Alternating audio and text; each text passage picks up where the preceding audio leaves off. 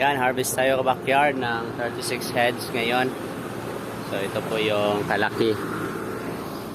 Nasa ano na ito, 40 days. Yan po, 40 days na po. Yan, napakalaki. Ganda kasi ng araw dito.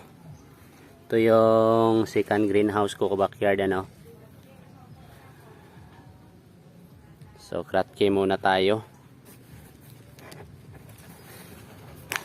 Yan. Sa nagmamahalan na mga gasolina, tayo ay ganun pa rin. 35, 3 for 100 pa rin tayo ka backyard. Kasi mahal na ang lahat. So ito para sa mga gustong mag-diet, mga healthy. Wala po yung pesticide, walang fungicide po yan. Kaya safe to eat po. Thank the Lord, nakabalik po kami.